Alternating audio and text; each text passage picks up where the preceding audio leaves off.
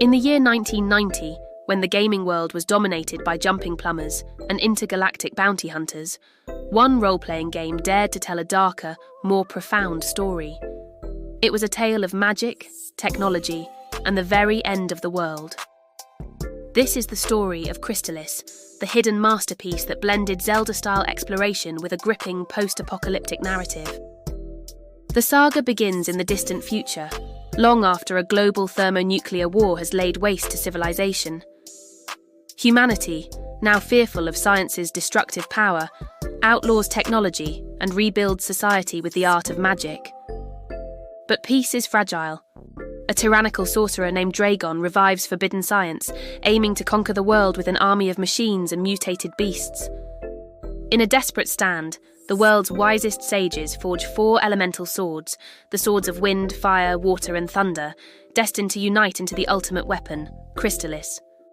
You awaken as a nameless hero, emerging from a century of cryogenic sleep into a world you don't recognize. You have no memory, no weapons, just a single fated mission.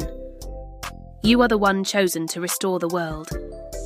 Armed with newfound magic and an unyielding sense of determination, you set out across lush forests, treacherous mountains, and the haunting ruins of forgotten cities to challenge Dragon's mechanical empire.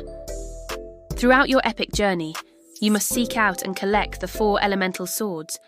The Sword of Wind, your first true power, lets you unleash devastating whirlwinds.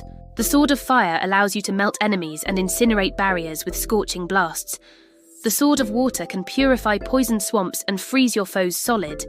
And finally, the Sword of Thunder, the mightiest of the 4, can pierce through the toughest armor and storm heavily guarded fortresses. Only when all 4 are united do they form the divine blade, Crystalis, the one weapon capable of saving the world. But Crystalis was never just about swords. It was a game of survival, where you had to master powerful magic spells like teleport, recover, paralysis, and even flight to navigate its complex world.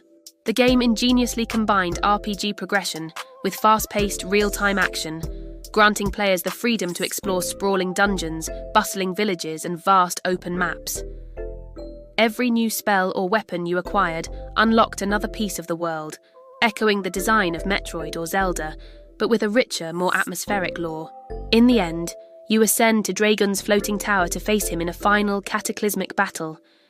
He has become a godlike fusion of man and machine, surrounded by the resurrected technology of the old world. Only the fully forged Crystalis sword has the power to destroy him. When he finally falls, the world breathes a sigh of relief and begins to heal, a testament to the idea that true power must serve balance, not domination. At last, science and magic find their peace.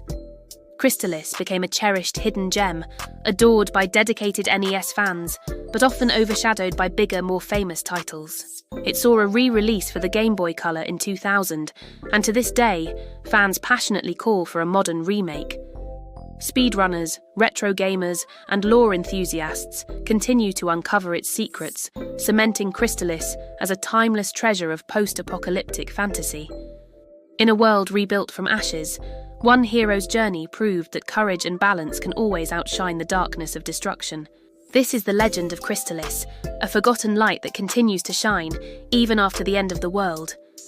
Thank you for joining me on this journey. If you enjoyed this story, don't forget to like, subscribe, and follow for more tales from gaming history.